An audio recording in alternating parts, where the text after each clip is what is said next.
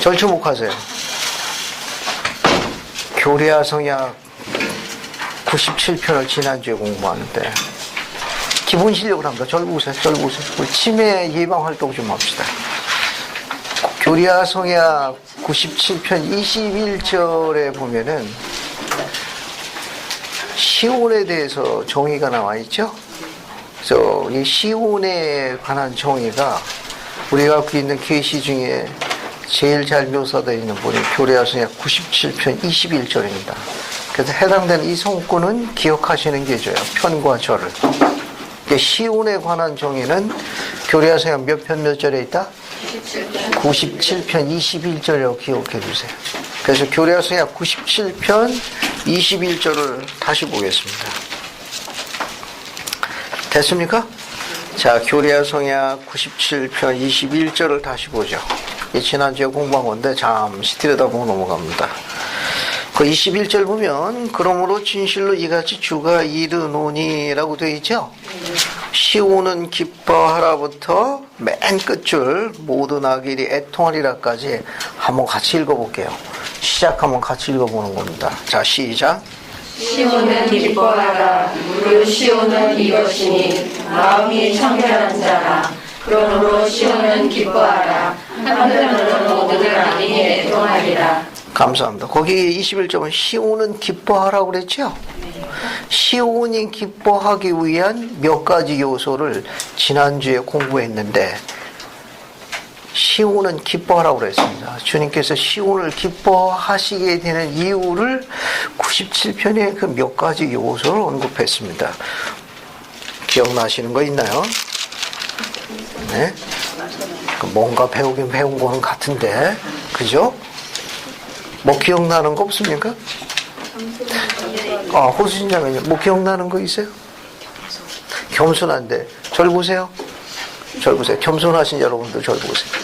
그 시온은 겸손한 자로 인해서 기뻐하신다고 했는데 그 겸손한 자를 기뻐한다는 그 이유가 있었죠. 왜 시온에 겸손한 자가 있는 걸로 기뻐한다고 했습니까? 그 겸손한 자들은 구체적으로 어떤 특징이 있는 사람들이었어요? 이혁신, 예. 하나님 말씀을 바로 받아들이고 실천하는. 감사합니다. 총명하십니다. 말씀하신 거 지난주에 제가 분명히 가르친 걸 확실하네. 이 겸손하다는 특징은 뭐냐 하면 하나님의 말씀이나 가르침을 쉽게 받아들이고 기꺼이 따르는 특성이 있었습니다. 그래서 시온에 있는 겸손한 자를 기뻐하셨어요. 왜? 진리의 말씀을 부지런히 찾고 있어서 크게 기뻐하셨습니다. 절 보세요. 자, 시온이 기뻐하는 첫 번째 요소는 겸손한 자인데 겸손한 것 중에 제일 기뻐하시는 겸손은 하나님의 말씀을 붙잡는 거예요.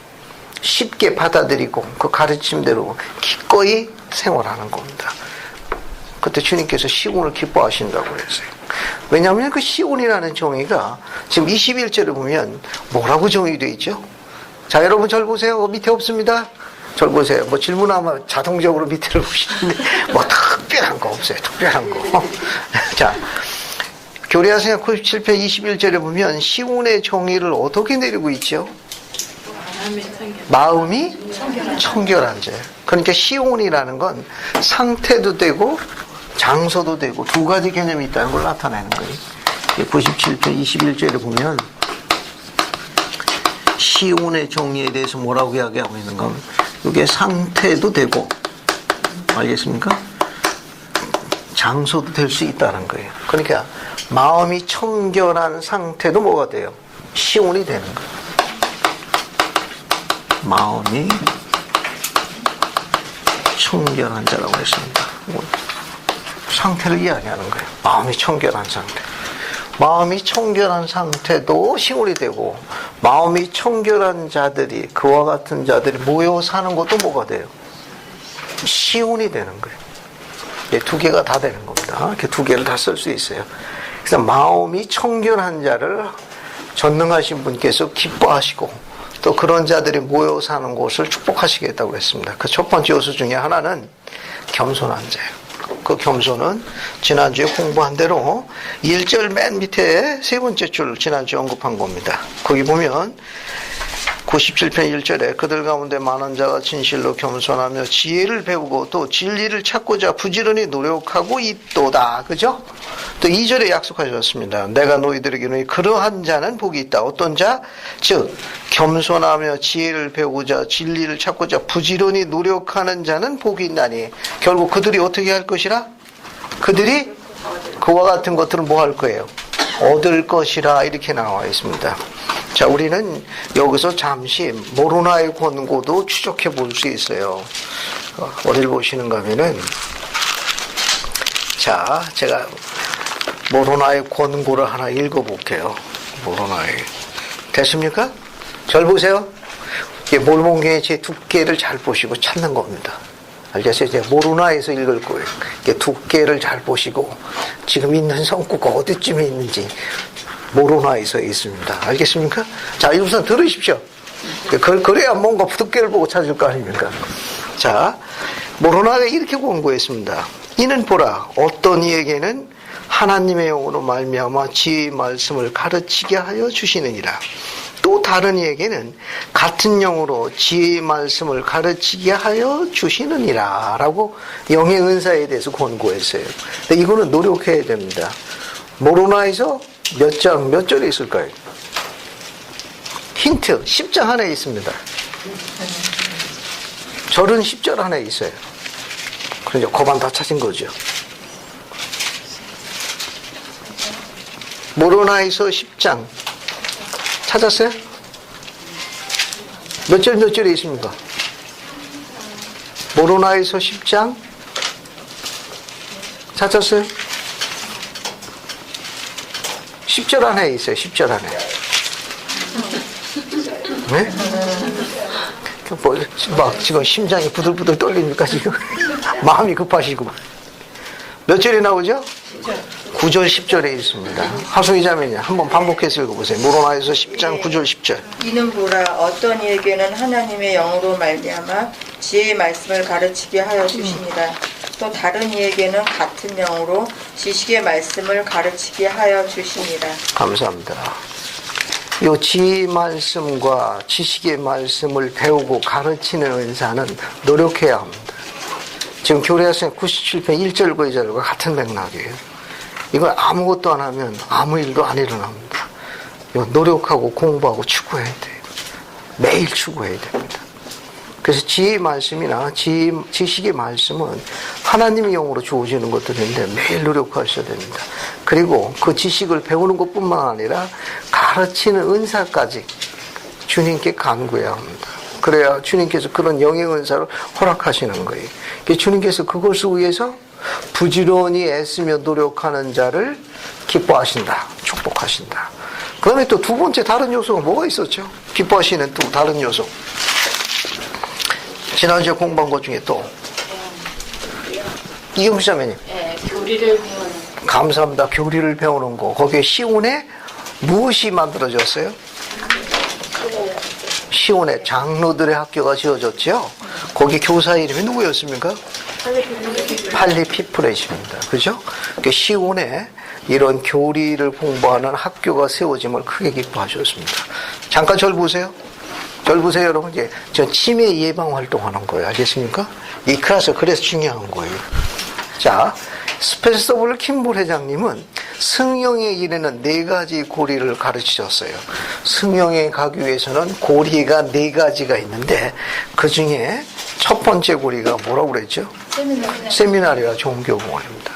자, 세미나리와 종교교원을 이수하고 졸업하고 난 다음에 그 다음에 다음 고리는 뭐예요? 선교사업을 다녀오는 겁니다. 선교사업을 다녀온 다음에는 어떤 교리를 합니까? 고리를, 영원한 교리를, 결혼을 하는 겁니다. 그리고 끝까지 충실하면 승영을 얻는 게 그걸 승영의 4가지 고리라고 해요. 시작은 교리부터 시작하는 거예요. 교리를 공부해야 됩니다. 아까 이야기한 듯이 부지런히 찾고 간구하고 노력해야 돼요. 그냥 안 주어집니다. 그러고 난 다음에 선교사업하고 선교사업 갔다 온 다음에 영원한 결혼하고 그 다음에 어떻습니까? 끝까지 참고 견뎌 충실해야 돼요.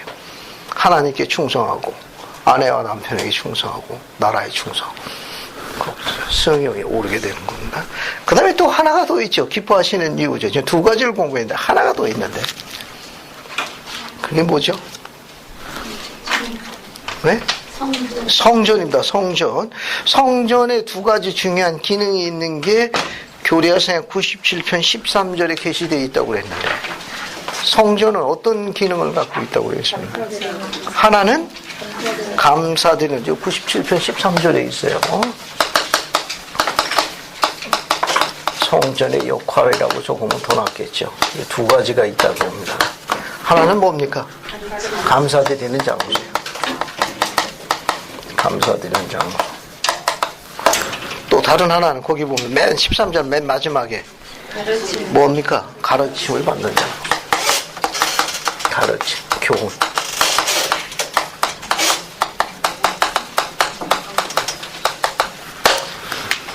성전은 이 두 가지의 중요한 역할을 담당하고 있습니다. 성전은 자주 방문하면 할수록 어떤 축복이 주어진다고 힝크리 회장님께서 약속하셨죠. 고든 B. 힝크리. 그죠? 성전에 자주 다녀올 수 있도록 자주 다녀오면 어떤 축복을 약속하셨죠? 이 회장님 뭐 기억나시는 거 있습니까? 더 좋은 남자, 더 좋은 남자. 감사합니다. 선지자께 하신 말씀을 기억해서 감사합니다. 이게 좋은 남편이 근데 성전에 자주 다녀온 그 남편이 어떻게 돼요? 더 좋은 남편이 된다는 겁니다. 좋은 아내입니다. 근데 성전에 자주 다녀오면 어떻게 된다는 거예요? 더 좋은 아내가 된다는 거예요. 좋은 아빠입니다. 선한 아빠. 성전에 자주 다녀오면 어떻게 되는 거예요? 더 좋은 아빠가 되는 거예요. 좋은 어머니예요. 선한 어머니고. 성전에 다녀오면 어떻습니까? 더 선한 어머니가 된다. 자주 다녀올수록 더 좋은 남편, 아내, 아버지, 어머니가 된다. 신님 질문인데요. 그 자주 간다는 말이 얼마나 많은 횟수를 얘기해요? 본인의 스케줄에 달렸습니다. 어제 그것에 대해서 얘기를 했는데요. 저도 일주일에 한 번, 두 번 정도 가는데 회장님 매일 가신대요. 그러니까 그 맑은 영에 대해서, 영안에 대해서 얘기하시더라고요. 그러니까 어떤 답이나 뭘 얻기 위해서 가서 기도하는데 솔직히 저는 잘 모르겠거든요. 그 자매님은 그렇게 자기가 뭔가 노력하고 원하는 것이 있으면 그렇게 하면 매일 가서 매달리면 보인다고 얘기하시더라고요. 답이. 그래서 꼭 그렇게 매일 해야 되는 거지. 감사합니다. 혹시 여기에 대해서 좋은 의견 계십니까? 자, 일단 정리를 하나 해드릴게요. 일단 모든 건 다 때가 있습니다. 매일 가야 할 때가 있고 일주일에 한 번 가야 할 때가 있고 한 달에 두 번이나 한 번 가야 할 때가 있고 때로는 그 텀을 약간 조정해야 할 때도 있습니다. 모든 게 다 시기와 때가 있으니까 그것을 지침처럼 딱 세팅하지는 않습니다.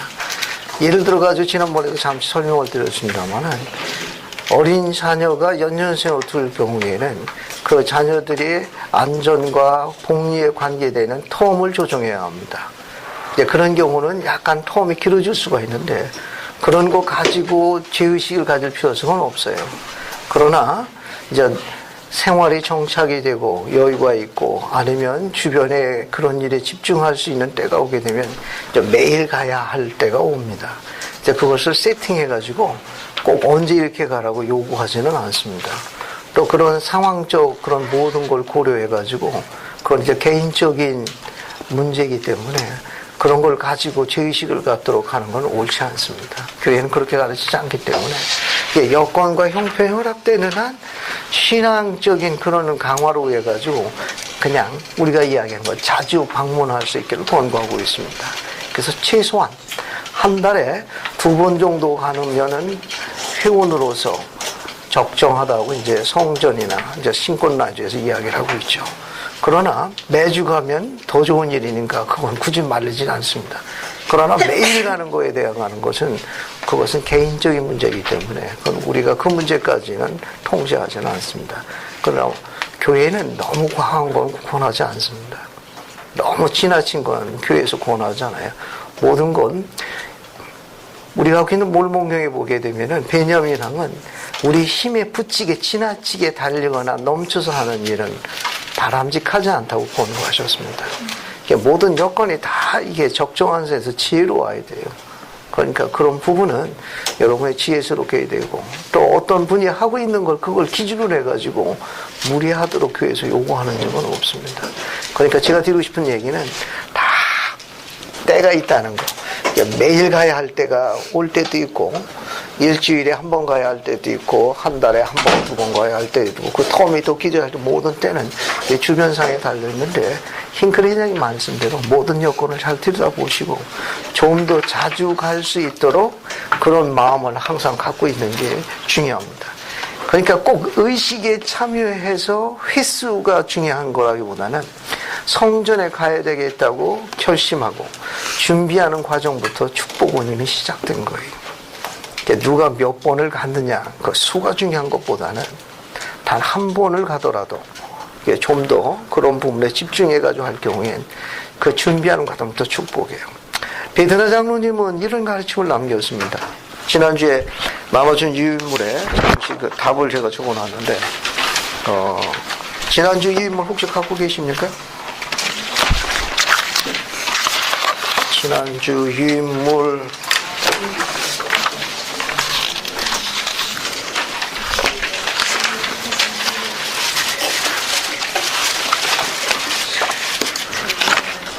지난주 유인물 잠깐만요. 여기 보시면은 두 번째 장 우측편 맨 위에 보시면 2009년 대보기 때 데이비드 A. 베드나 장로님이 하신 말씀이 있어요. 보셨습니까? 네. 거기 다시 한번 읽어볼게요. 저는 성전 성향을 통해서 찾았습니까? 네. 이행숙자매님 꼭 한번 읽어주시겠어요? 저는 성전 성향을 통해서 보호를 받을 수 있으며 훌륭한 성전 예배를 드리는 것이 어떤 의미인지 더 잘 깨닫게 되었습니다. 교회에 참석하고 11조를 내고 이따금 성전에 서둘러 찾아가서 의식을 받는 회원들과 성전에서 충실하게 지속적으로 예배드리는 회원들 사이에는 분명 무언가 다른 점이 있습니다. 감사합니다. 아마 그 자주에 대해서 좀 정리가 될 거예요. 그래야 이따끔씩 서둘러서 바삐 그렇게 하는 성전 참여를 하는 회원과 목적과 결심을 해가지고 일정한 시간에 자주 방문할 수 있도록 그런 목표를 갖고 있는 회원과는 조금 다르다. 뭔가 다른 점이 있는 건 확실하다. 그 이유를 설명하겠습니다. 그 뭐냐 하면은 이 감사드리는 장소는 요건 성전에서 의식을 갖고 하는 건 성전 예배라고 그래요. 우리가 안식일 날만 예배 드리는 게 아니라 주중에도 신을 예배할 수 있습니다. 하나님을 예배할 수 있는데 그 장소가 바로 템플이에요. 그러니까 성전을 자주 방문하는데 그것을 권고하는 이유 중에 하나는 성전 예배와 같기 때문에 그렇습니다. 전능자를 주중에 하나님 중심의 생활을 하고 있다는 하나의 증거예요. 요거는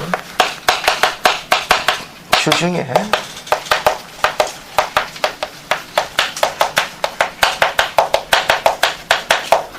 하나님 중심의 생활을 하고 있다는 거에 대한 하나의 이제 증거가 되기 때문에 자주 방문할 수 있길 바랍니다. 또 하나, 가르침과 교훈을 받는다고 했는데, 우리가 고통이나 어떤 여러 가지 많은 어떤 문제가 있을 적에 위로나 그런 가르침과 영감을 받을 수 있는 장소가 바로 어디냐? 성전입니다. 가장 계시형을 받기 좋은 장소가 성전이니까 그곳에 자주 방문하도록 공고하고 있는 거예요. 그러니까 여러분들 그곳에 자주 방문하시게 되면 그런 개인적인 계시에 대한 위로를 받을 수 있습니다. 또 하나 있습니다. 또 성전에 주어진 또 다른 또 축복이 또 뭐가 있는가 하면은 97편 13절에 13절 보셨습니까? 자, 13절 한번 보겠어요. 거기 보면 만일 시온이 이 일들을 행하면 시온은 번성하며 퍼져서 심히 영화롭고 심히 크고 심히 더럽게 되리라. 이게 만일 시온이 이 일들을 행하면 뭐냐? 진리의 말씀을 찾고 그죠? 지금 97편 18절. 97편 18절입니다. 정정하겠습니다. 97편 18절이에요.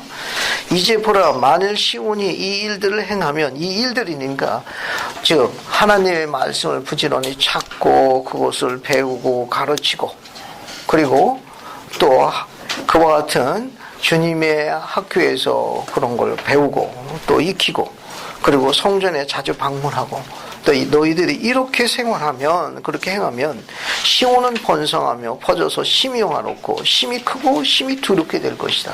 그런데 26절 보세요. 그럼에도 불구하고 시온은 내가 그에게 명한 것을 무엇이 다 지켜 행하면 피하리라. 재앙을 피하게 될 것이라. 그러나 내가 그에게 명한 것을 무엇이든 지켜 행하지 아니하면, 26절입니다. 나는 그의 모든 행위에 따라 심한 고난으로, 전염병으로, 역병으로, 칼로, 안가품으로, 소면하는 불로 그에게 보응하리라. 세상으로부터 이런 일이 왔을 적에 보호받기 어렵다라고 이야기하신 거예요. 우리가 이렇게 생활하게 되면 주님께서 이제 보호하신다 그런 말입니다. 요약드리게 되면 우리가 복음대로 생활하면 하나님께서 기뻐하시지만 복음대로 용감하게 생활하지 않으면 주님께서 어떻게 하신다는 거예요? 주님께서 슬퍼하신다는 거예요. 그리고 우리가 복음대로 용감하게 생활하면 우리가 어떤 곳에서 어떤 상황이든지 주님께서 보호해 주십니다. 보호해 주시지만 복음대로 생활하지 않으면 그런 보호의 축복을 받지 못하는 거예요. 그래서 97편은 이 계시의 가르침이 아주 흥미로운 게 뭐냐면, 주님께서 때로는 그분의 지혜에 따라 우리에게 시련을 허락하시지만 우리가 순종하지 않아 가지고 그런 재앙을 불러올 수도 있습니다. 그것이 어느 쪽이 되었든 간에 그래도 우리가 성약 안에서 끝까지 거하면 핍박과 박해와 시련 가운데에서도 주님께서 나중에 그 고통을 축복으로 전환시키게 되는 약속을 담아놓은 거예요. 그래도 우리가 이 시온으로 가는 배, 우리가 시온으로 가는 일종이면, 지금 성약을 맺으면 이제 시온으로 가는 배에 타고 이제 가는 거예요. 가다 보면 어때요? 풍랑과 파도와 폭풍과 또 뭡니까? 쪼수 아빠, 쪼수 엄마 뭐 다 올 거 아닙니까? 그죠? 그렇다 하더라도 어떻게 돼요? 이 배에서 내리지 말라는 거예요. 배에서 뛰어내리지 말라는 겁니다. 이 배에 머물고 있으면 어떻게 돼요? 궁극에는 이제 안전하게 시온으로 도착하는 거예요. 그런데 주변에 있는 여러 가지 많은 상황들이 배를 난파할 것처럼 보여가지고 나름대로 자기가 구명조끼 입고 바다로 뛰어날게 되면 궁극에는 시온에 가지 못합니다. 무슨 일이 있어도 이 시온에 가는 배에 끝까지 남아야 돼.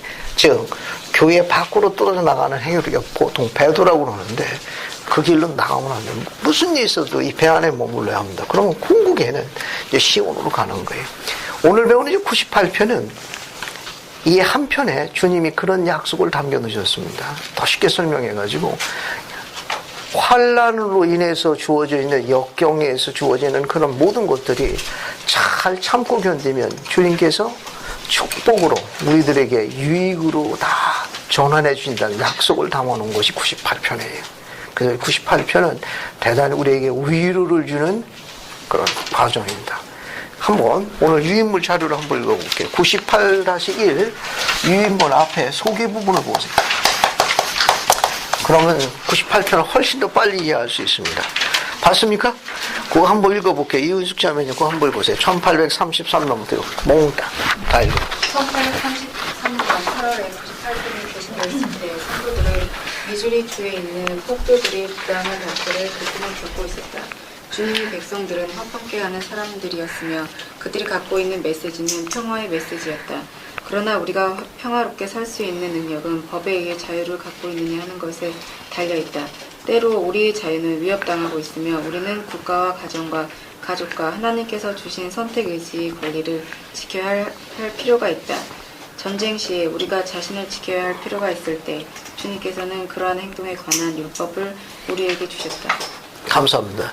우리가 선한 백성임에도 불구하고 세상이 우리를 선하게 대접해 주지 않고 우리를 부당하게 대접할 수가 있습니다. 그런 부당한 대접으로 인해 가지고 우리는 고통과 많은 손실을 끼칠 수 있는데, 그래도 주님께서 원하시는 성약 안에 거하게 되면 그 손실과 고통을 나중에 축복으로 다 전해주신다는 걸 이야기하는 거예요. 그리고 98편은 심지어 우리가 그런 상황에서도 그렇게 따를 수 있을까라는 의아심을 가지고 할 수 있을 만큼 가르침이 선명해요. 예를 들면 98편 1절부터 3절, 11절부터 15절, 21절부터 21절인데 여러분 설명문을 먼저 보세요. 주님께서는 우리가 겪는 고통을 유익한 것으로 만들 수 있다. 그것을 참고 견딤으로써 우리는 우리의 충신함을 증명하고 영생을 받은 자격을 갖추게 된다. 우선 성구를 보고 우리 교회의 역사에 나와 있는 걸 한번 검토해 볼게요. 자, 우선 98편을 봅시다. 98편 1절부터 3절까지 한번 보세요. 이경재 자매님 1절부터 3절 읽어주시겠습니까? 진실로 내가 너희 나이 친구들에게 이르노니 두려워 말라. 너희 마음에 위로를 얻으라. 참으로 항상 기뻐하고 범사에 감사하라. 끈기 있게 주를 기다리라. 이는 너희 기도가 사바오스의 주의 귀에 들어왔고 주께서 맹세하시고 그 기도한 것이 허락될 것을 명하셨다. 하는 이 인본과 증언과 함께 기록되었음이니라. 그러므로 그는 그 기도한 것이 이루어지리라는 불변하는 성약과 함께 이 약속을 너희에게 주느니라. 그리고 너희가 고난받는 모든 일들은 너희 유익을 위하여 함께 역사하며 내 이름이 영광이 되리라. 주가 이르노라. 감사합니다.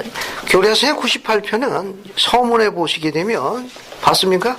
서문 보세요. 서문 1833년 8월 초에 주어진 거예요. 오하이오주 커틀랜드에서 선지자 조셉 스미스를 통하여 주신 계시. 뒤에 보면 계시의 배경이 있습니다. 이 계시는 미주리에 있는 성도들에게 닥친 박해의 결과로 주신 것이다.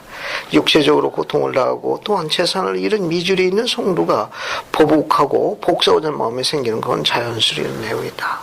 그렇게 자연스러운 결과인데도 주님께서는 그것에 대해서 어떻게 가르쳤는지 우리들에게도 삶의 중요한 지혜의 지침이 됩니다. 1절 보면 나의 종들이라고 불렀습니까? 1절에 뭐라고 불렀어요? 진실로 내가 너희 뭐라고 불렀습니까? 나의 친구들에게 이르노니 두려워 말라. 그죠? 너희 마음에 위로를 얻으라. 뭐라고 호칭했습니까? 친구라고 호칭했어요. 자, 교회 안에서 우리가 신앙을 굳건히 하는데 몇 가지 기본 요소가 있는데 그 중에 개종자가 교회 안에서 끝까지 남을 수 있도록 필요한 요소가 몇 가지가 있다고 힌크리자님이 설명했습니다. 그 중에 하나가 뭐예요? 친구입니다. 그 중에 하나 친구입니다. 기존 회원도 뭐가 필요해요? 친구가 필요합니다. 의도적으로 만들어야 돼요. 알겠습니까?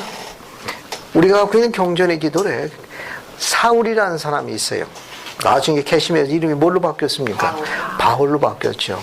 사울이 바울로 바뀌어가지고 복음 안에서 굳건한 뿌리를 내리는데 두 명의 중요한 분이 있습니다. 하나는 절친 바나바라는 친구가 있었어요. 하나는 그의 신앙의 멘토 바로 베드로였습니다. 이 두 분의 영향력을 통해 가지고 바울의 개심을 증거한 사람은 바나바입니다. 이 바나바는 당시 안디옥의 오늘날 스테이크 회장에 해당되는 사람이었어요. 그가 사울의 개심을 증거했습니다. 그리고 사울이 갖고 있는 뛰어난 신앙과 봉사를 양육하고 강화해서 온 세상에 복음을 전파하도록 뒷바라지한 분이 바로 그의 멘토 베드로예요. 바울과 베드로는 공통점을 갖고 있습니다. 베드로는 예수님 잡혀가시는 날 세 번 부인한 가슴 아픈 과거를 갖고 있고, 사울은 개심하기 전에 예루살렘부터 다메섹까지는 모든 성도들을 박해한 경험을 갖고 있습니다. 두 분이 만나가지고 어떻게 했어요? 서로 의기투합했습니다. 형님 제 마음 아시겠습니까? 나도 이해 아우. 그래서 의기투합했던 것으로 갈라디아서에 기록되어 있습니다. 그러니까 우리도 신앙 안에서는 친구가 필요합니다. 그리고 멘토가 필요해요. 이건 형제뿐만 아니라 자매들도 마찬가지. 형제들은 형제라고 그러는데 그 자매도 엄청 형제에 못지않게 강합니다. 특히 교회가 힘을 낼 때는 언제 한가면 이곳으로 결합할 때요. 우리의 힘은 언제 나오느냐? 유니티에서 옵니다. 단합할 때 오는 거예요. 형제들은 형제에서, 자매들은 자매에서 오는 겁니다. 어느 정도까지 끈으로 묶여져야 되죠? 그 끈이, 성실의 끈이 둘 사이에 갖고 있는 그런 성실하다는 거.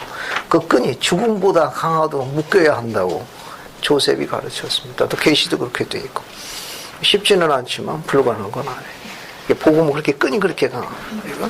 자, 거기 보면 친구라고 나와 있는데 친구의 정의를 여러 가지 많은 정의가 있는데 제일 잘 나온 정의가 여러분 유인물 맨 끝장에 있어요. 온라인 유인물 맨 뒷장 오른쪽 맨 밑에 보세요. 봤습니까? 거기 맨 밑에 우측편 맨 밑에 보면 마빈 J. 에스틴 장로님이 하신 말씀이 있어요. 찾았습니까? 맨 밑에 친구란 찾았어요? 네. 그거 한번 읽어볼게요. 소수연자님 그거 한번 읽어보십시오.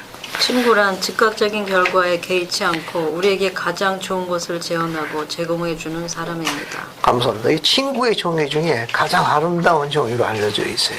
이런 거는 여러분 교레아 성약 98편 1절 나의 친구에다가 밑줄을 치고 밑에다가 인용문 하나 적어보세요.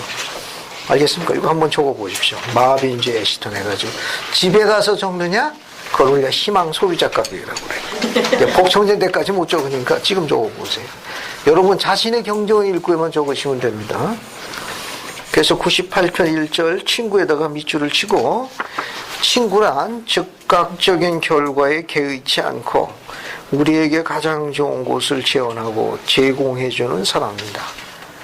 마빈 J. 에시턴 이렇게 하나 적어두시면 나중에 인용하기가 좋습니다.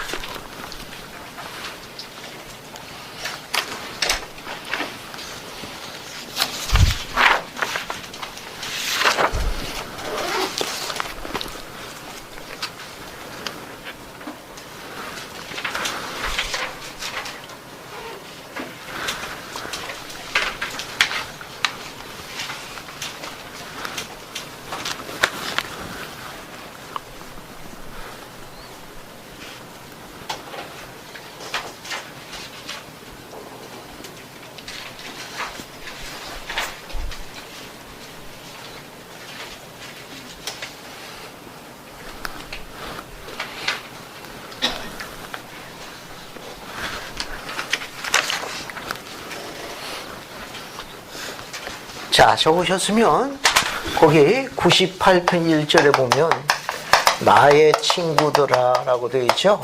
이 말을 풀었으면은 이 계시를 받은 자들을 총칭하는 거예요. 쉽게 설명하면 이 계시를 받은 자들을 총칭하는 겁니다. 그래서 1절부터 3절까지 내용을 한번 정리해 볼게요. 여러분 유인물에 보면 세미나리 교재에 분석한 방법이 나와 있으니까 잘 나와 있어요. 이쪽 첫 번째 유인물 우측편 맨 위에 보세요. 찾았습니까? 거기 보면 우리는 시련에 대해 어떤 반응을 보이는가라고 되어 있죠? 찾았어요? 그 옆에 보면 뭐라고 되어 있습니까? 시련을 잘 견디어냄으로써 얻는 축복들. 지금 이제 박해를 받아가지고 다 잃었어요. 그래서 선하게 행동했음에도 불구하고 부당한 대접을 받아 모든 걸 뺏겼기 때문에 성도들 마음에는 지금 뭐가 생겼습니까? 좀 복수하고 싶은 원한이 생긴 거예요. 근데 주님께서 뭐라고 이야기하셨는가 하면 1절에 범사에 하나님께 감사하라. 감사할 게 아무것도 없는데 범사에 다 감사하라네. 그죠? 이게 주문이 좀 어려운 거예요. 자, 그 다음에 시련을 잘 견뎌서 온 축복들은 뭡니까?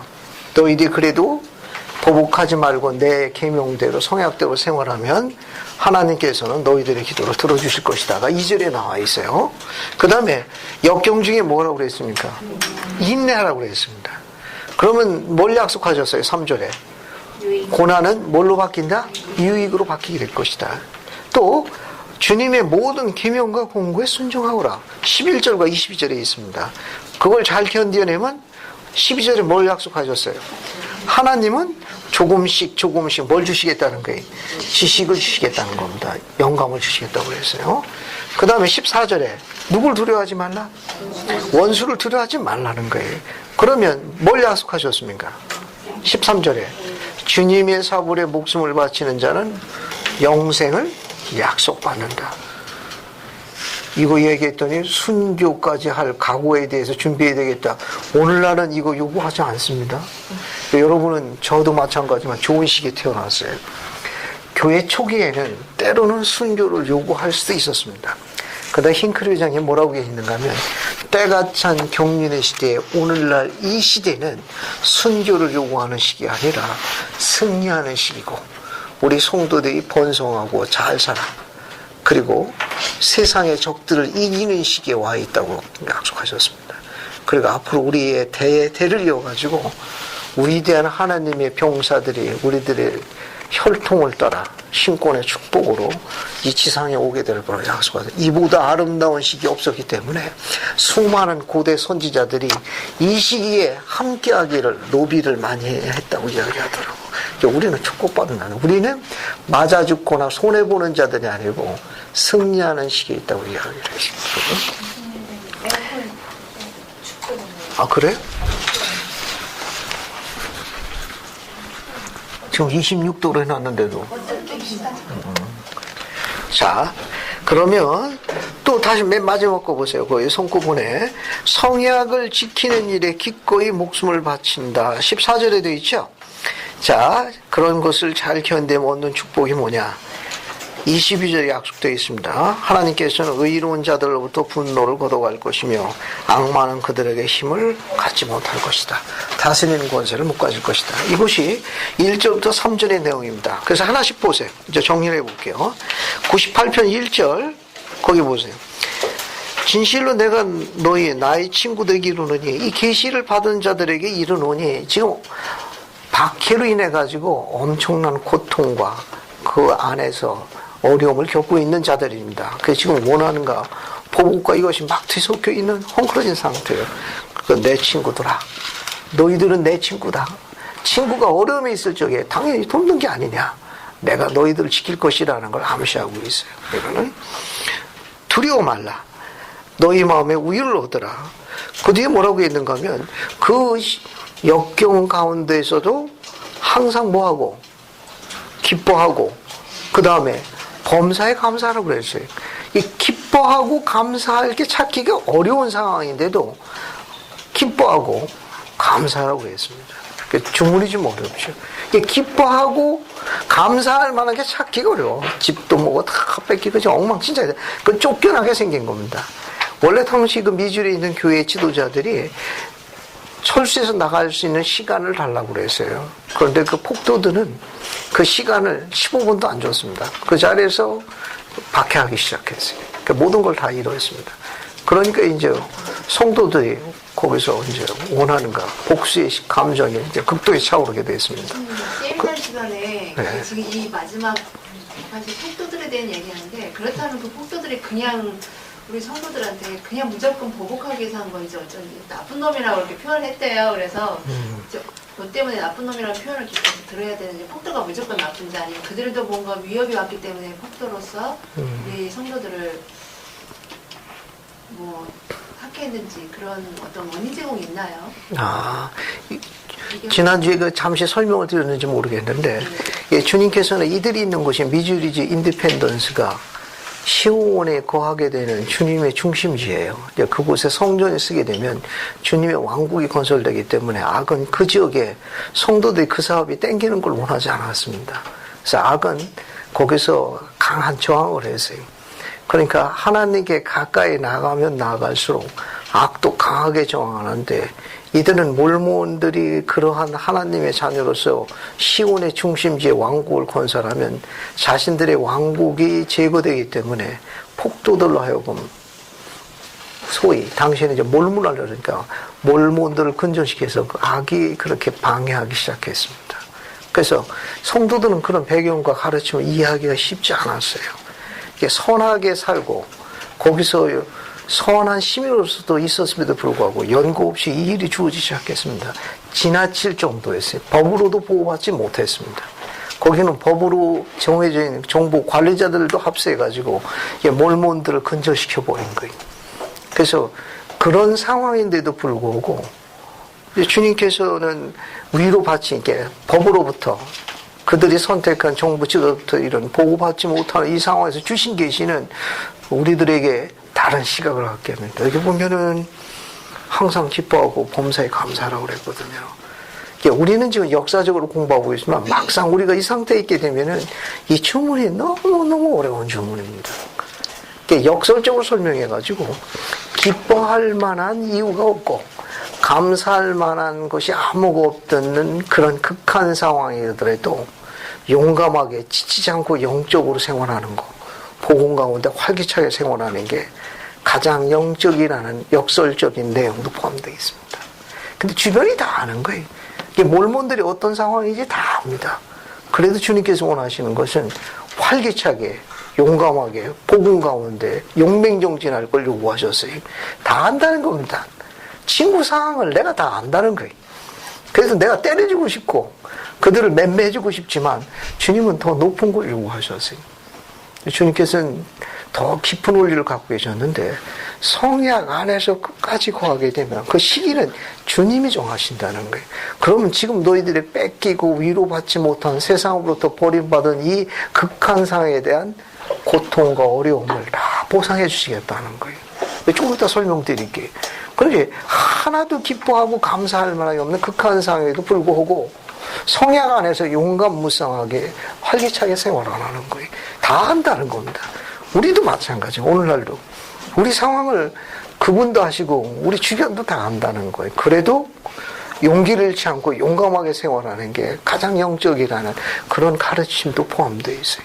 예를 들어가지고 서방님 수입은 날려주고 또 그것만 줍니까? 애들 성적도 주고 느는 건 아무것도 없어. 스트레스만 늘고 다 한다니까. 그걸 다 하더라도 용맹전진에서 내가 이야기한 대로 끝까지 참고 견디면 그분이 전부 환원해 주시겠다는 거예요. 더 큰 곳으로 그분이 정하신 시기에 축복하시겠다는 겁니다. 그런 내용도 포함되어 있는 거예요. 역설적으로. 그래서 지금 하나도 기뻐할 게 없고 감사할 게 없는데 그것도 항상 기뻐하고 범사에 감사하라네. 주문이 좀 어렵죠.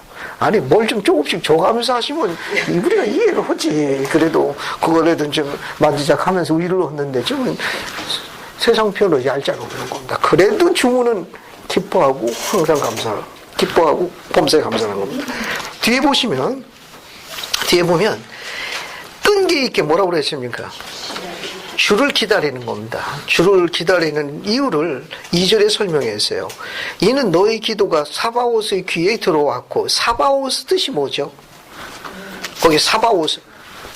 거기 교련성약 98편 2절에 보면 사바오스의 귀가 나와 있는데 요 사바오스에다 밑줄을 치고 교련성약 87편 7절에 하나 쓰세요.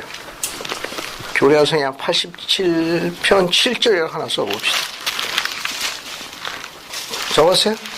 그래서 87편 7절 한번 보세요. 87편 7절 찾았습니까? 거기 밑에서부터 두 번째 줄 보면 뭐가 나와요? 사바오스의 귀라고 또 나오죠. 사바오스 주의 귀. 거기에다가 우리가 갖고 있는 신약성계 성구 2개 적어놓으라고 요청한 게 있는데 뭐라고 적어놓으라고 그랬죠?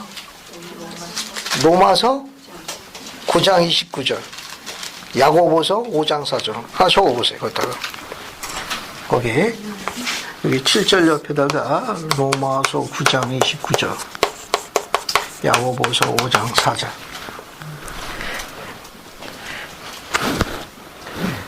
적으세요? 거기 찾아보시면 거기에 번역 용어가 나옵니다. 그 번역 용어가 뭘로 되어 있나 한번 보세요. 이 두 개가 똑같은 번역이에요. 로마서 9장 29절, 야고보서 5장 4절에 똑같은 번역이 나옵니다.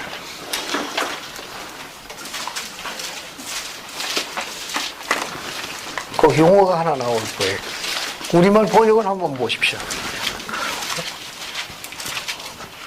두 개가 같이 나와 있는 번역입니다. 만군의 주라는 것이.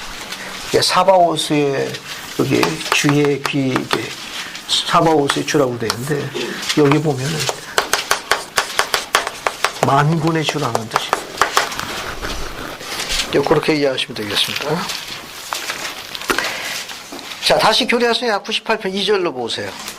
자, 자, 거기 보면 범사에 감사하라. 그러면 뭘 약속하셨는가 하면은 거기 2절에 그 기도를 응답하시겠다고 약속하셨어요. 그러니까 여기 재미있는 계시가 뭐냐면 범사에 감사드리는 거. 이것은 범사에 감사드리는 것 중에 하나가 뭐냐면 기도와 관련이 있다는 거. 그 기도에 대한 응답을 하시겠다는 약속을 하셨어요. 그러니까 1절에 범사에 감사하라. 지금 범사에 감사할 만한 상황이 아니거든. 그래도 범사에 감사하면 어떻게 된다는 겁니까? 그 기도에 대해서 응답을 약속하신 거예요. 우리 입에서 나오는 말을 축복하시겠다는 겁니다. 결국 이 말은 뭐냐 하면은 우리가 기도하는 것은 아주 중요한 겁니다. 뭐가 중요하냐? 매일 기도한다는 건 매일 주님께 뭐 하는 거예요? 감사드리는 의식이라는 걸 가르치신 거예요. 그래, 좋은 것만 주실 때만 기도하죠. 그리고 우리가 매일 기도 안 드리는 이유는 좋은 걸 매일 안 주시니까 매일 줘봐요. 매일 기도하죠. 매시 매번 하죠. 그럼 주님께서 그게 그렇게 해석된 거냐? 또 그러실 거예요. 이게 그 뜻이 아니고 이 기도를 하는 건 감사드리는 의식이에요. 이 기도는 그러니까 우리가 기도를 매일 하지 않는다는 건 매일 감사드리는 것으로부터 벗어난 겁니다. 우리 자녀들에게 매일 아침 저녁 2번씩 기도하고 가족 기도 2번씩 하도록 매일 하도록 하는 거 하나 유지 하나는 하나님께 감사드리는 의식이기 때문에 그래요. 그러니까 그것을 안 한다는 건 뭐냐? 감사드리는 것을 못 느끼는 거예요. 그러니까 현재 우리가 가지고 있는 것, 그 축복을 자녀들이 인식하지 못하게 됩니다. 기도 생활을 소홀히 하게 되면 어떻게 되느냐? 현재 우리 자녀들이 갖고 있는 그 축복을 인식을 못해요. 너무너무 슬프고 힘든 거죠. 지금 우리 자녀들은 얼마나 많은 축복을 받고 있습니까? 밥 굶는 아이들 없잖아요. 최첨단의 시설에서 히터, 에어컨 가운데 얼마나 잘 생활하고 있습니까? 그런 갖고 있는 그 축복을 인식을 못하는 거예요. 언제? 기도 안 할 때. 그래서 주님께서 약속하셨어요. 그러니까 복 받을 때 기도하는 게 중요한 게 아니고 역경과 시련 때에 감사할 데가 없는 상황 때 기도하는 게 더 중요한 거예요. 왜냐하면 기도는 감사드리는 의식이에요. 그런 게 포함되어 있습니다. 그래서 매일 기도해야 되는 이유는 감사와 관련이 있다는 계시입니다. 그 다음에 쭉 건너뛰어가지고 2절에 맨 앞에 보면 끈기 있게 주를 기다리라고 되어 있죠. 그것은 3절 중간 부분에 보세요. 네 번째 줄 보면 끈기 있게 주를 기다리라는 건 너희가 고난받는 모든 일들은 너희 유익을 위하여 함께 역사하며 내 이름의 영광을 받던 내가 유익이 되도록 그 고통을 축복으로 전하겠다는 약속 때문에 끈기 있게 주를 기다리라고 합니다. 거기 보면 끈기 있게 주를 기다려고 한 이건 뭐냐면은 우리 3절 중간부분에 나와 있는 대로 우리가 갖고 있는 역경을 축복으로 전환하시겠다는 거예요. 전환하시는 거예요. 이 전환하시는 거에 대한 증인으로 세우신 거예요. 증을 주신 겁니다. 그래서 앞에 보세요. 이 보통 역경이라 하는 말은 우리가 다른 말로 통일을 쓰면 시련과 같이 써요. 시련과 그 역경 통일인데 이것이 시련이 극한 상에 가면 갈수록 하나님의 증인으로 선택되는 것이 그분의 지혜입니다. 현재까지 그 이유는 잘 안 알려져 있어요. 성실하고 선하고 의롭게 생활해도 불구하고도 때로는 우리는 이런 일에 한중간에 가장 큰 역경의 계곡에 뛰어들 수가 있고 시련의 늪에 빠질 수가 있어요. 그때는 하나님의 증인으로 선택된 자들 있을 수도 있습니다. 그래서 끝까지 주님을 참고 끈기 있게 기다리는 가르침대로 생활하게 되면 이 역경과 시련 또는 고통과 아픔이 뭘로 전환된다? 축복으로 전환되는 유익을 갖게 됩니다. 실제로 그런 예를 우리가 갖고 있는 경전에서 찾아볼 수 있어요. 뭘 보시는가 하면 우선 예를 하나 두 개 들어볼게요. 98-2 직사각형 안에 예가 두 가지가 있습니다. 우리 교회의 역사, 우리 초기 교회의 역사 안에 있었던 일이에요. 그 직사각형 하나 보세요. 봤습니까? 그 두 가지를 먼저 설명해요. 첫 번째, 역경으로 축복으로 바뀌어 유익으로 전환된 교회 역사의 대표적인 두 가지입니다. 그 첫 번째 보세요. 봤습니까? 자, 뉴잉글랜드에서 이경수님 꼭 하나 읽어보세요. 뉴 잉글랜드에서 몇 년째 흉작이 거듭되자 조셉 스미스 1세는 농장을 잃고 가족을 뉴욕주 팔마이라 근처로 이주시켰다. 이로 인해 그의 가족들은 금판이 묻혀있던 구모라산 가까운 곳으로 옮기게 되었다. 감사합니다. 가정 형편이 가난으로 제한을 받아가지고 결국 조셉 스미스 1세는 그 자녀 중에 하나인 조셉 스미스 2세가 초등학교 중퇴라는 학력을 갖게 되죠. 그죠? 왜냐면 그 아버지가 동업을 했습니다. 근데 동업자가 온 재산을 투자했는데 중국으로 도망갔어요. 그 재산을 엄청 손실을 봤습니다. 그리고 농장을 남돈 갖고 경영을 했는데 여기 나와 있는 대로 흉년이면 그것도 폭삭했어요. 그래가지고 당시 화존민터라고 알려져 있는 가장 뉴욕주의 가장 끝에 있는 끝자락 동네로 이사 올 수밖에 없었어요.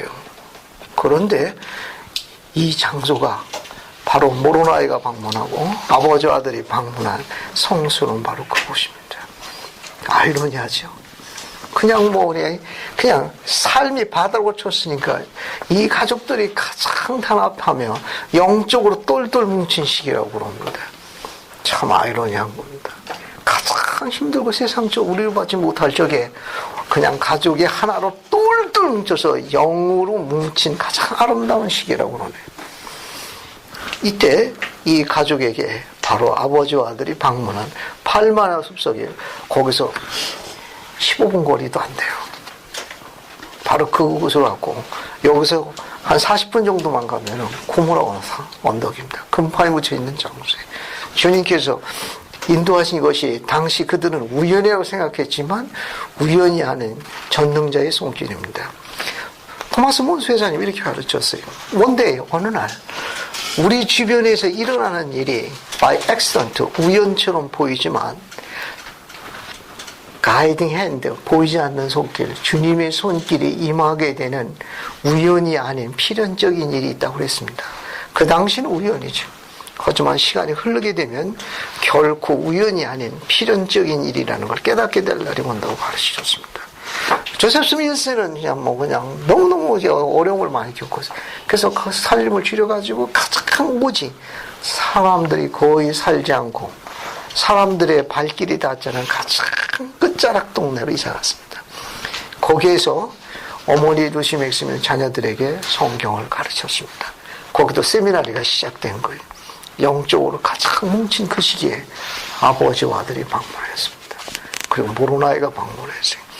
모로나이가 방문한 거 통나무 지금은 2층으로 되어 있는데 그 2층에 침대가 2개가 있는데 6 형제가 다 들어가 한 침대에 3명씩 잔 거예요. 그 가운데 조셉이 있었는데 그 가운데 있는 조셉하고 모로나이가 밤이 새도록 대화를 나눈 거예요. 제가 이번에 이제 방문 가서 실제로 봤는데 침대에 6 형제가 잤대요.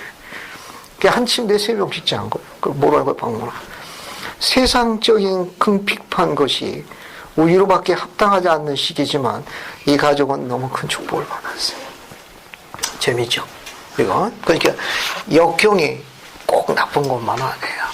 주님의 손길이 인도되어지는 게 세상적으로 그런 거예요. 또 하나 재밌는 게 있습니다. 교회 역사에. 그 밑에 거 보세요. 성도들은 박해를 피해. 찾았습니까? 박부 기자님 거 한번 읽어보세요. 성도들은 박해를 피해. 성도들은 박해를 피해 뉴욕, 오하이오, 미주리, 일리노이로 이주하였으며 솔트레이크 계곡에 정착하여 어려움을 견뎌냈다.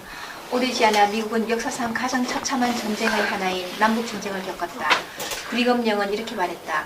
박해를 받지 않았다면 우리는 지금쯤 멀리 떨어진 이곳 조용한 계곡에서 평화롭게 정착하여 안락하게 사는 대신 온 나라를 황폐케 하는 전쟁과 유혈에 휘말려 있을 것입니다. 감사합니다. 다시 한번 읽어볼게요. 성도들은 박해를 피해 뉴욕, 오하이오주, 미주리주, 일리노이로 이주하였으며 솔트레이크 계곡에 정착하여 어려움을 견뎌냈다. 오래지 않아 미국은 역사상 가장 처참한 전쟁 중에 하나인 남북전쟁을 겪게 된다. 브리검령은 이렇게 말했다. 박해를 받지 않았다면 우리는 지금쯤 멀리 떨어지고 조용한 계곡에서 평화롭게 정적에 안락하게 사는 대신에 온 나라를 황폐케 했던 전쟁과 유일의 참극에 휘말려 있었을 겁니다. 불이검요. 주님의 지혜가 얼마나 재미있습니까? 이 당시 이 성도들이 주어진 이 시기, 핍박받던 이 시기가 1833년이에요. 근데 남북전쟁은 언제 일어났느냐? 1861년에 일어났어요. 솔트레이크에 정착한 것이 1840년대 중반이에요. 그로부터 약 20년 뒤에 그 끔찍한 남북전쟁이 터졌던 겁니다. 남북전쟁을 해가지고 미국 역사 이보다 더 끔찍한 전쟁이 없었어요. 모든 걸 다 이뤘습니다. 화좀 어떠세요? 성도들은 주님께서 암탉이 병아리 품듯 솔트레이크에 품고 계셔가지고 강공케 양육하셨습니다. 너무너무 주님이지. 성도들은 이와 같은 역사의 증인이고 이 일의 증인이 되었기 때문에 신을 경배하는 그 마음이 더 돈독했던 겁니다. 남북전쟁이 일어나자 유럽에 있는 모든 나라들이 전쟁 물자를 대교해가지고 캘리포니아에 도착했는데 거기에 가다 보니까 중간 물자 지역이 보급 도시가 필요했는데 바로 그게 솔트레이크 시티. 중간에 마진을 많이 남겼습니다. 알겠습니까? 중간 보급 천국해 가지고 남북전쟁 때 솔트레이크의 경제적인 부도 엄청 늘어나는데 미주리에 빼앗겼던 부가 게임이 안 돼. 대타대표할 경우에는. 주님은 한순간에 다 환원했어요. 그리고 대륙간 철도가 솔트레이크로 뚫고 들어갔습니다. 그래서 그 미대륙을 횡단하는 중과 보급 창고 지역을 솔트레이크가 담당해가지고 상당히 재미를 봤어요.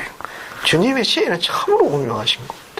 만약에 고집 피우고 거기 머물러 있던 성도들은 대가를 치른 반면에 핍박과 박해지만 시온으로 가는 배 내리지 않은 성들은 솔트레이크에 들어가가지고 전쟁의 창으로부터 보호받았으며 사랑하는 남편과 아들들을 총알에 그 전쟁에 총알 받으려 함몰했어요. 그들은 대를 보존했습니다. 흥미있지 않습니까? 우리는 이제 역사를 공부하죠. 근데 그 당시에 있을 사람도 어때요? 미주리나 오하이오주나 그때 핍박이나 박해될 때는 참기가 어려웠던 겁니다. 근데 주님께서는 다른 뜻을 갖고 계셨어요.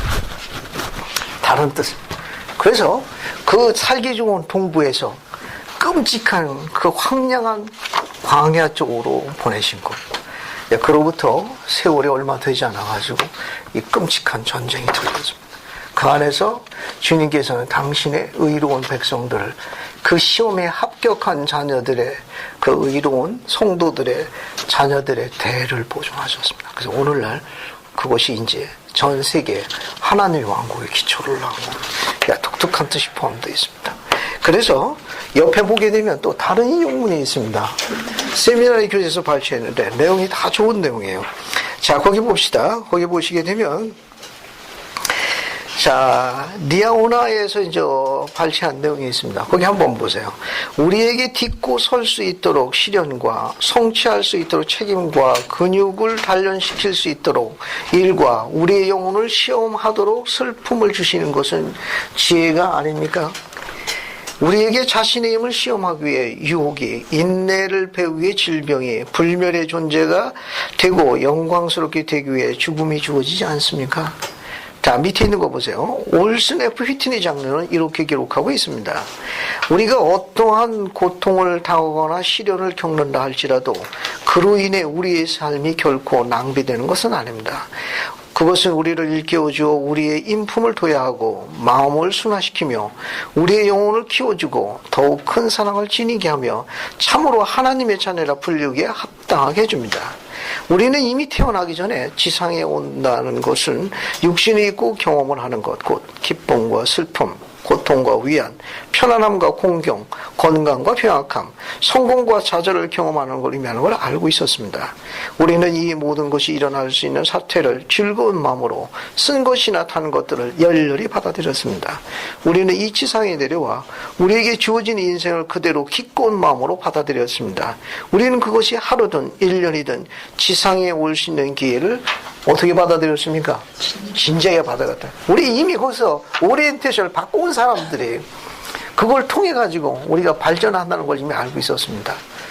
그러니까 절 보세요.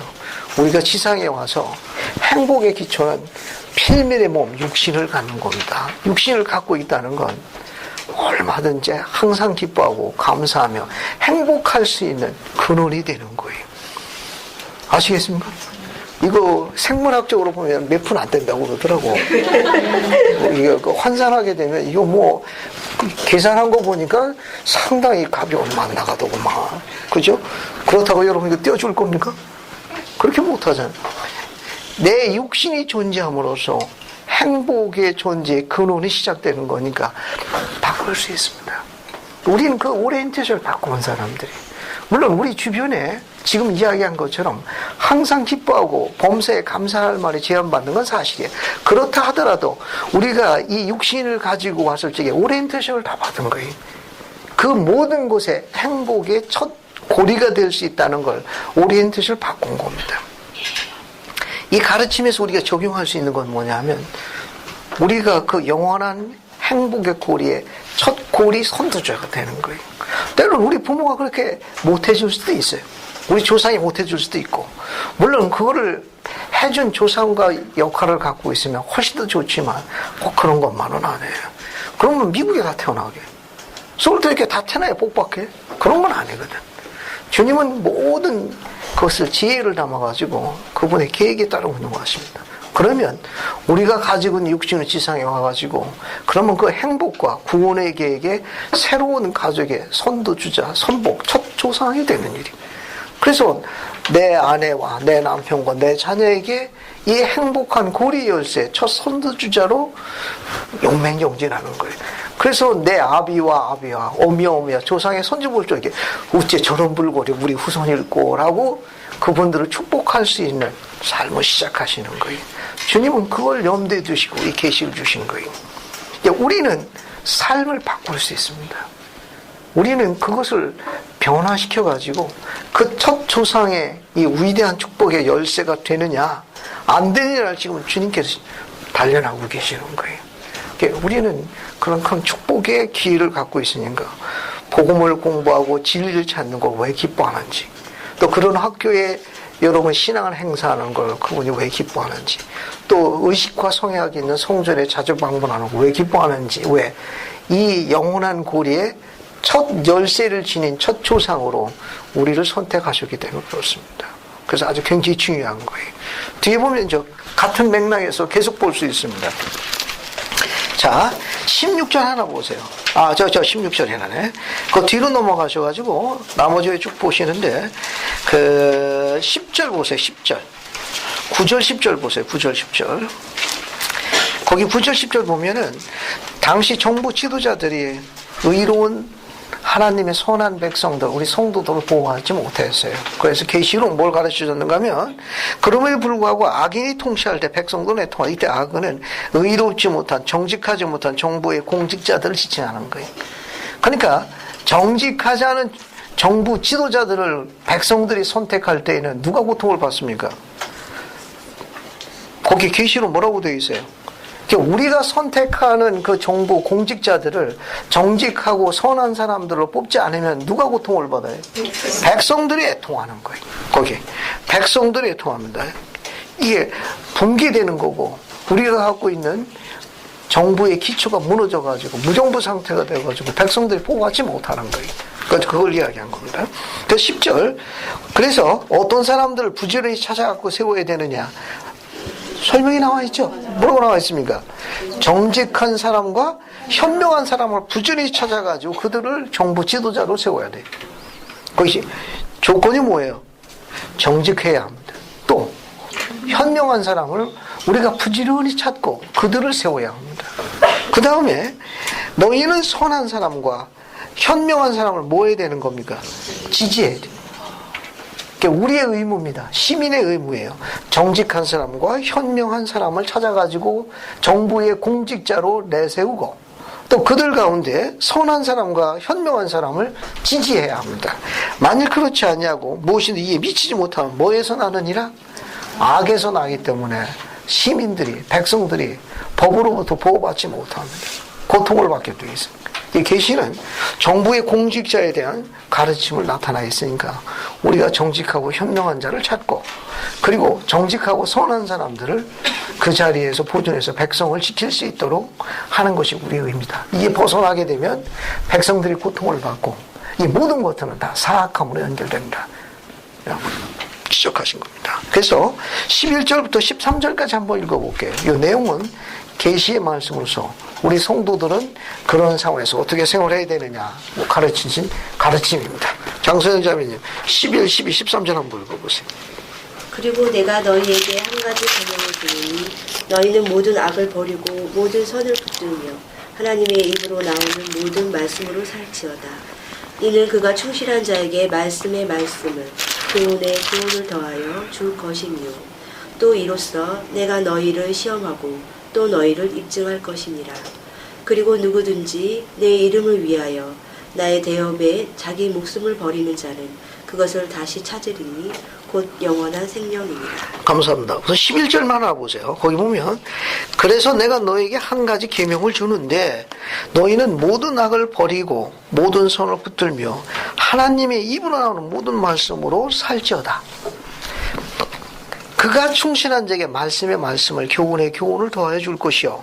또는 이로써 내가 너희를 시험하여 또 너희를 입증할 것이라. 주님께서는 그분의 독특한 방법으로 마련하신 시험이 있습니다. 인간이 계획한 게 아니라 주님이 계획한 그 시험에 합격할 수 있도록 끝까지 주를 기다리는 가르침이에요. 그래서 11절에는 하나님 입에서 나오는 모든 말씀으로 살아라. 한꺼번에 주시는 게 아니고 뭐라고 했습니까? 여기에 조금 저기에 조금입니다. 그래서 교회 모임에 빠지지 않도록 부지런히 다니시라 그런 말이에요. 여기에 조금 그 약속에 대한 축복을 22절에 하신 거예요. 한번 읽어볼게요. 22절. 박정환 자매님 22절 한번 부탁드릴게요. 그리고 거듭 내가 너에게 이르노니 만일 내가 너에게 명하는 것은 무엇이든지 너희가 쉽게 행하면 나 주는 모든 진노와 분노를 너희에게서 들이칠 것이요 지옥문이 너희를 이기지 못하리라. 감사합니다. 거기 보시게 되면 모든 악을 버리고 선을 붙들고 하나님이 나오는 모든 말씀을 붙잡고 생활하면 22절에 약속하셨어요. 만일 내가 너에게 명하는 것은 무엇이 너희가 다 그렇게 지켜 행해주면 나는 모든 진노와 분노를 너에게 돌이킬 것이요 지옥문을 너희를 이기지 못하도록 너희들을 보존할 것이라. 주님께서 보호하시겠답니다. 지켜주시겠다는 거예요. 그분이 대신 싸우시겠다는 걸 약속하신 내용입니다. 그래서 14절로 갑니다. 한지사매님 98편 14절 읽어주시겠습니까? 그러므로 너희 원수를 두려워 말라. 이는 너희가 합당한 자로 나타날 수 있도록 참으로 죽음에 이르기까지 나의 선량에 그하려 하는지 모든 일에 내가 너희를 시험하기로 내 마음에 법령으로 정하여 놓았습니다. 감사합니다. 그래서 원수를 두려워하지 말라는 거예요. 그 원수들이 그렇게 한 부분은 것은 다 일시적인 것 때문에 거기에 두려워하지 말고 너희가 합당한 자로 나타날 수 있도록 때로는 죽음에 이르기까지 나의 성에게 거래하는지 내가 시험하는 그 시험에 합격하거라라고 요구하신 거예요.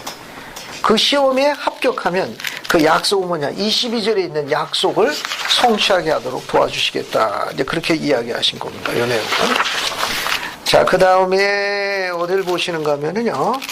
저기 16절 전쟁을 거부하고 평화를 선포하며 그렇게 되어 있죠? 전쟁을 거부하고 선포하며 되어 있는데 우리 자료가 몇 개 있습니다. 98-4를 보세요. 98-4 유인물 보세요. 유인물 98-4를 보면 전쟁과 평화를 선포하라 그런 내용이 있는데 유인물이 더 빠릅니다. 거기 보세요. 성도들은 전쟁을 반대하고 평화를 선포해야 한다. 그러나 특정한 상황에서는 정den도 정당화될 수 있다. 교회는 전쟁을 반대하지만 때로는 전쟁에 참가할 수도 있습니다. 그 인용 보세요. 인용 거예요. 1942년 제1회장단 메시지입니다. 자축편에 있는 거. 교회는 전쟁을 반대하며 또 마땅히 반대해야 합니다. 교회는 주님께서 새로운 계명을 주시지 않는 한 그리고 그러한 계명을 주실 때까지 전쟁을 일으킬 수 없습니다. 교회는 전쟁을 국제적인 분쟁을 수견수로 생각할 수 없으며 이러한 분쟁은 평화스러운 협상과 조정에서 해결될 수 있습니다. 그러나 교회원은 교회가 통제할 수 없는 국가의 시민입니다. 주님께서 몸소 우리에게 이 땅의 헌법인 그 법을 옹호하라고 하셨습니다. 그러므로 이 원리에 따라 국가 법률이 교회의 남자들 군인으로 복무하도록 부를 때 시민으로서 그들의 임무는 그 부름에 응하는 것입니다. 만약 그러한 부름을 받아들이고 명령에 순종하여 그들을 대항하여 싸우는 사람의 목숨을 취하게 된다면 그로 인해 그들이 살인자가 되는 것이 아니며 하나님께서 살인한 자에게 부과하신 벌을 요구하시지 않습니다. 그러니까 우리는 그 나라의 국법에 따라 그 법을 지키고 옹호하도록 계시를 받았습니다. 그래서 우리는 나라가 필요하게 돼서 부를 경우에 합당한 남자들은 조국을 지키기 위해 군복무에 복무해야 합니다. 필요에 따라서 전쟁이 일어났을 경우 상대방 군사의 목숨을 취할 수도 있는데 그것을 살인죄로 요구하시진 않고 전쟁을 발발한 우두머리들에게 책임을 묻겠다고 하셨고 여기에 순종한 우리들의 자녀들이나 남자들에게는 이곳에 제한받지 않는다고 계시하신 거예요. 그 밑에 것도 보세요. 데이비드 맥케이 대관장이 하신 말씀입니다. 그러나 진실한 기독교인이 전쟁에 참가해도 정당한, 즉 전쟁을 일으키는 것이 아니라 참가하는 것입니다. 두 가지 경우가 있는데 하나는 첫 번째 다른 사람의 선택 의지를 지배하고 박탈하려 할 때 그때는 피를 흘려서라도 지키라고 요구하셨어요. 두 번째, 자기 국가에 충성을 하기 위한 경우입니다. 세 번째의 경우가 있다면 그것은 무자비한 강대국에게 부당하게 짓밟히고 있는 약소국을 방어하는 경우, 이때는 피를 흘려서도 지키도록 요구하신다는 겁니다. 물론 이때는 교회원일 경우에 전쟁에 가입하게 될 경우 제1회장단의 지시를 받게 됩니다. 그러면 각각 그 나라에서 해야 돼요. 예를 들면 2차 세계대전 때 독일도 우리 후기성도 졸무에 있을 수 있고 영국이나 프랑스에도 후기성 졸무회가 있습니다. 그렇죠? 각자 나라의 그 법을 지키도록 요구받았기 때문에 그들은 살인죄에 제한받지 않습니다. 가슴 아픈 일이지만 계시는 그렇게 되어 있다는 거예요. 그러니까 이 계시의 가르침에 따르게 되면 그 전쟁을 발발한 사악한 자들을 주님께서 나중에 책임을 물으시겠다는 거예요. 우위를 얻어야 합니다. 그 다음에 평화를 선포하며 이렇게 되어 있죠.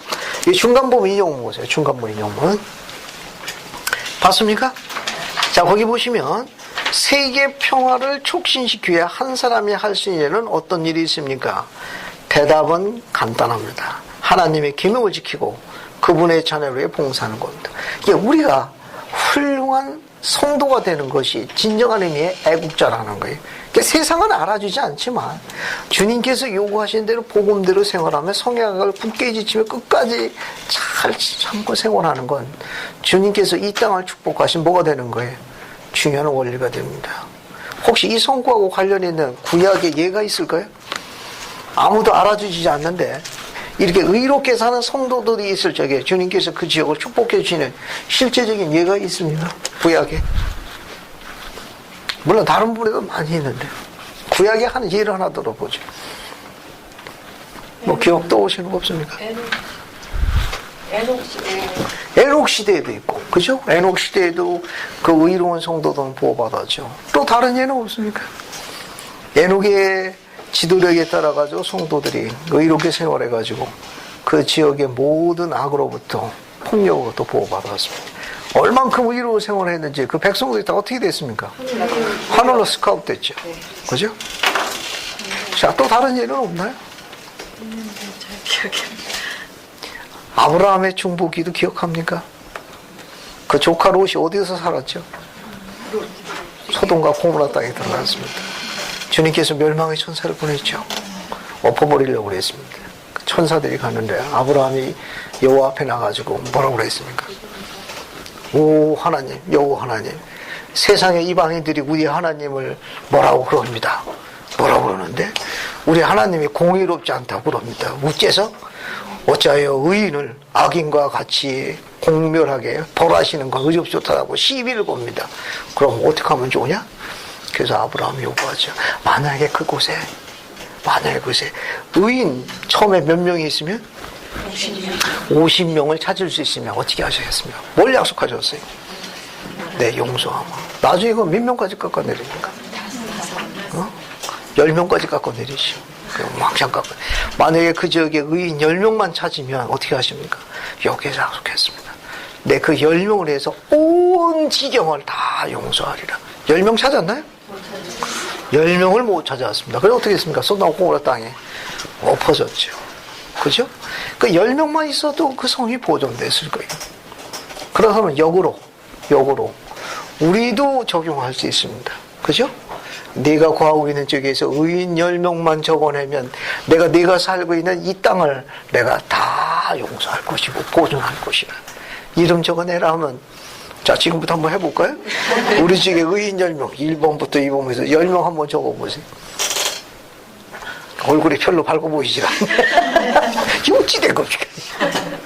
그래, 내가 살고 있는 와드는 저 회원들이 얼마 안 되는데 그럼 스테이크로 가자. 그 스테이크에서 의인 10명을 한번 적어보는 거예요. 저희 스테이크 회원이 얼마 안 되거든요. 그래, 알았다. 그러면 네가 아는 스테이크 범주래라. 서울 지역을 한번 해보자. 조금 더 넓히면 안 돼. 그래, 수도권도 포함하자. 그래서 10명을 적어보는 거예요. 그 10명을 인해가지고 내가 온 지역을 용서할 것이라. 그 10명 이름에 꼭 들어가야 하는 사람이 두 사람이 있죠. 누가 들어가야 한다고 그랬습니까? 나, 그 다음에 우리 남편. 우리 남편. 그 남편이 가끔은 동편, 서편, 북편이 되는 거예요. 자, 탈무드의 랍비들은 이 예를 이렇게 인용했습니다. 아브라함의 중보 기도에 의인 10명을 찾아서 온 땅을 용서받기 위해 반드시 들어갈 두 사람이 있는데 그 사람은 첫째가 나요. 둘째는 내 아들이라 라고 가르쳤습니다. 이 둘이 반드시 들어가야 한다고 랍비들이 가르쳤답니다. 그러니까 복음이라는 거는 우리 같은 경우는 열심히 생활하지만 우리 자녀대는 좀 달라. 그러니까 자녀대까지 성약 가운데 굳게 지킬 수 있도록 같이 서야 합니다. 복음은 3대를 보는 거예요. 나를 기준해서 내 아들, 손자까지 복음 안에, 성약 안에 거해야 그때 종교 가문이 되는 거예요. 이게 당대 발복이라고 그래가지고 한 대에 끝나는 걸 당대 발복이라고 그래요. 아무런 의미가 없습니다. 그러니까 복음은 3대까지 보는 거예요. 3대까지 보게 되면 재밌는 것 중에 하나는 복음 가운데 끝까지 견딜 수 있는 강한 병사들이 앞으로 오게 되어 있습니다. 아이들이 그 무언가를 갖고 와요. 신통방통한 애들이 와가지고 여러분이 할머니 돼가지고 어째 저런 물건이 왔대요. 참 신통하고 방통하네. 그럴 증인으로 분류됩니다. 복음은 3대까지 보는 거예요. 그래서 주님께서 이야기하신 거 여기 끈기 있게 기다리라는 거. 이 말씀은 다 의미가 있는 겁니다. 자, 그 다음에 여러분 시간이 다 돼가지고 중간 부분 다음 주 이야기라고 맨 끝 부분 보세요. 유인물. 여기 보시면 파트리지 감독과 엘렌 형제에게 다음이하는 교례성의 98편의 가르침 이겁니다. 항상 기뻐하고 범사에 감사드리며 끈기 있게 주를 기다리고 죽음의 이르기까지는 성회하게 참고 견디라는 것을 어떻게 적용할 수 있나.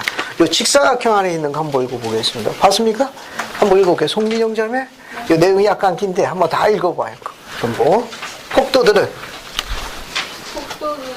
파트리지 감독과 찰스 엘람을 붙잡아 성남 군중 사이로 끌고 다녔다. 군중은 그들을 광장으로 끌고 가면서 모욕하고 조롱했다. 그들에게는 두 가지 선택의 기회가 있었다. 몰몬경에 대한 신앙을 부인하든가 군을 떠나는 것이었다. 그들은 몰몬경을 부인하려 하지 않았으며 군을 떠나는 것에 동의하지도 않았다.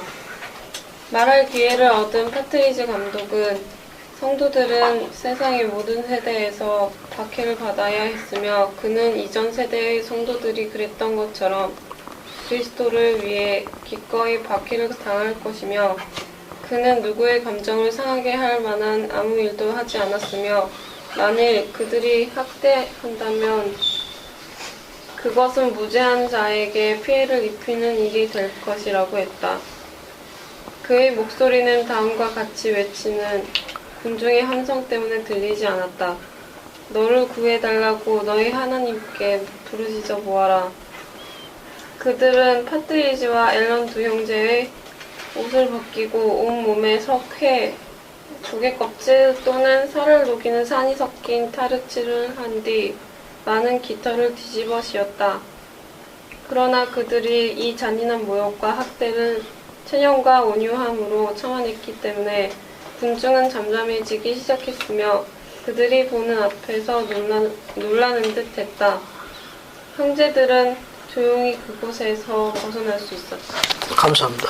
여러분, 남편과 아들이 지금 여기 나와 있는 대로 폭도들에게 잡혀가지고 옷을 벗긴 다음에 온몸에 석회, 조개 껍질 또는 살을 녹이는 산에 섞인 타르치로 하는데 거기다 많은 깃털을 뒤집어 씌워가지고 이렇게 했을 적에 계명에 따라가지고 그 남편과 아들을 보고 예를 들어서 기뻐하고 주님께 감사하고 하실 수 있어요? 여러분, 이게 실제 상황을 보게 되면 여기 옛날로 말하면 아스팔트에 있는 그런 새카만 거 같은 걸 타로라고 그래요. 그거 붙으면 이제 잘하네요. 그 붙어가지고 깃털을 붙이게 되면 뜯을 때 요 살이 뜯어지게 되어 있습니다. 온몸에 하기에는 이게 거죽이 벗겨지는 거예요. 그래서 에모 스미스 같은 경우는 조셉이 그 일로 내가지고 밤새도록 빗겨냈을 적에 혼절했다고 그래요. 피를 다 물들어가지고. 근데 그 다음날이 주일날이었습니다. 근데 조셉은 그날 주일날 다시 단상에 서서 간증했어요. 이해하시겠습니까? 조셉은 하나님께 감사드렸어요. 우리는 좀 생각하기 쉽지 않지. 에모는 감사할 만한 일인가? 그것도 기뻐하고 감사해야 되나요? 근데 그 다음날 조셉은 예배를 인도했습니다. 근데 그 예배 안에는 조셉이 어떻게 됐나 궁금해서 보면 폭도들이 몇 명이 와 있다가 그 모습을 보고 개심했다는 기록도 갖고 있습니다. 우리 상상하기 쉽지 않죠? 자, 남편이 일하고 들어왔다. 기뻐해가지고 찬송가 불러. 감사드려야 됩니까? 다시 나가서 한 번 더 하고 와. 그래야 돼? 이게 얼마나 이게 주문이 어렵습니까? 기뻐하고 항상 감사드리고 끈기 있게 주를 기다리는 거. 초기 성도들은 이와 같은 지도자와 이런 성도들이 생활했습니다. 그래서 이런 지도자들이 동부에서 서부로 갔을 적에 누가 따랐느냐? 시온의 딸들이 따랐습니다. 그 아름다운 집, 정든 땅, 정원 모든 것들 다 포기하고 이 지도자들을 따라갔어요. 이 딸들의 이와 같은 단순한 신앙이 남북전쟁의 그 끔찍한 전쟁에서 그들의 남편과 아들과 손주들을 보존하는 거예요. 재밌지 않아요? 시온의 궁극적인 간증의 초석은 시온의 딸들의 간증과 비례합니다. 만약에 그 딸들이 나북에서 안 갔으면 남자들이 못 갔을 거예요. 불이검령의 말씀을 듣고 돌아와가지고 남자들이 그 얘기를 했습니다. 선지자가 저쪽 광야로 간다고 하더라 했을 적에 제일 먼저 짐을 싸기 시작한 게 딸들이었습니다. 당장 가자라고 이야기했어요. 그래서 시온이 건설돼. 만약에 딸들이 안 갔으면 일이 안 이루어졌어요. 여러분, 미국이 엄청 큰 나라입니다. 우리는 지금 말로 공부하고 있는데 우리 늦둥이 말대로 징그럽게 큰 나라예요. 가도 끝이 없어요. 한 주가 우리나라보다 큰 나라예요. 그것을 많은 줄을 거쳐가지고 그 계곡으로 황량한 계곡에 들어간 분들이에요. 거기 누가 들어갔느냐? 딸들이 포장마차로 손수세로 그 긴 여정을 감당하고 거기서 아이를 낳고 양육하고 자녀를 보존했어요. 하나님의 딸들이 왜 중요한지 이해하시겠어요? 안 그러면 시온이 건설이 안 돼요. 있을 수 없는 일이에요. 이 딸들이 가지고 있는 이런 굳건한 간증이 그들은 그 일의 증인이었습니다. 미주리의 동부 쪽에서는 박해와 폭도대국에서 자신들의 그 아픔과 고통의 증인이고 솔트레이크 교육의 선지자와 함께 있을 때 받은 축복의 증인들이기 때문에 대를 보존하는 거예요. 여러분들은 생명을 데리고 생명을 지키는 하나님의 동역자입니다. 그래서 여러분들 너무너무 중요한 거예요. 킹클 회장님은 말일의 표적 중에 하나, 사악한 여자가 많을 거라네. 이 말은 우리 아들들이 그쪽으로 물들어간다고 경고하셨어요. 복음 안에서 잘 준비된 선한 딸을 지켜야 합니다. 그래야 우리 아들을 지키세요. 우리 아들이 개종을 시키는 게 아니라 개종을 당한다고 경고하셨다는 거. 아들이 어느 정도 크면요 말 안 들어요. 그 윈스들도 그런 윈스가 없다니요. 아들 낳았다고 너무 좋아하실 거 없습니다. 나중에 좀 커가지고 코시험 나고 텁텁해지면 윈스도 그런 윈스가 없고 나중에 눈치 보게 돼 있어요. 저 자제님 얼굴 보고 저 그럴 날이 조만간이에요. 주님께서는 그런 송스러운 약속을 남겼으니까 선한 딸은 그 아들을 복음 가운데 더 굳게 지키도록 강한 영향을 미칩니다. 그 딸들이 가자 하니까 짐 싸가지고 따라간 순박한 남자들의 이야기가 감춰져 있을 뿐이고, 예를 들어가지고 가족기도, 가족 경전 읽기, 성전 방문하는 거, 아니면 안 시키는 거 전부 마찬가지예요. 선한 어미의 딸이 시작하자고 그러면 안 하면 남편이 제일 좋아하지. 알겠어요? 안 하면 뭐 축구 중계 보고 할 거 많지, 게임도 하고. 그런데 시간 되면 이야기하는 거예요. 가족 기도해야죠. 가족 경제를. 체스 취하면 해야 되는구나. 끙. 거기에다 어떻습니까? 가서 예반 몇 시 시작할 거예요? 그러면 끙거리지. 그러면 선한 딸을 따라갈 수밖에 없는 거예요. 안 하면 누가 제일 좋아하느냐? 남편이 제일 좋아해요. 자, 마지막 하나 더 읽어볼게요. 여기 밑에 있는 거 인용 본문이에요. 송민아 자매? 지금 민영이 읽었나? 미나가 읽었나? 옆에 있는 미나가 읽지, 그럼. 이거 직사각형 마지막 강을 읽어. 용서에 관한 율법.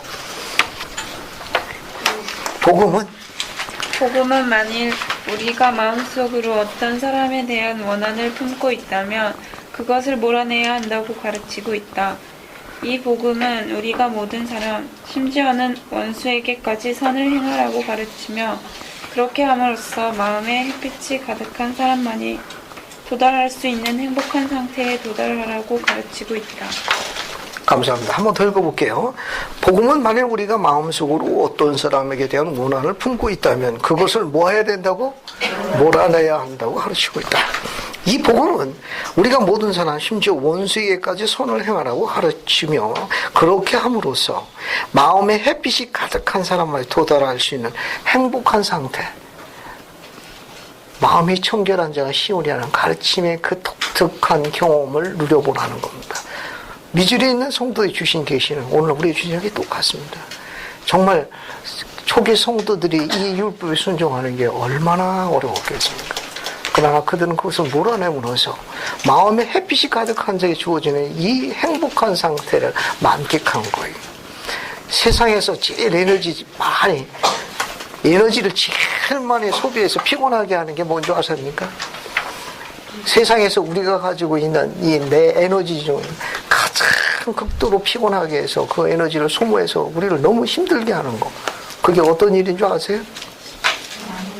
볼 때마다 미워하는 거예요. 평생 잊어버렸다가 미워해야 돼. 계속해서 미워해야 돼. 내 마음이 이렇게 약해지면 안 돼가지고 다시 분기를 돋구는 그 에너지만큼 우리를 피곤하게 하는, 너무 피곤하게, 내 마음이 이렇게 약해지면 안 되는데 왜 거기가 이렇게 굳건해지는지 알 길이 없네. 아주 결연해지는 거예요. 잊어버리고 있다가 공주의 남자까지 잘 봤어요. 그래서 그 여자 얘기고 집안 얘기만 나오면 또 불연히 일어서는데 얼마나 에너지를 소비합니까? 주님은 요구하셨어요. 내보내라는 거예요. 버리라는 겁니다. 거기에 에너지 소비하지 말고 항상 기뻐하고 감사하고 흥기게 기다리는데 투자하라는 말씀입니다.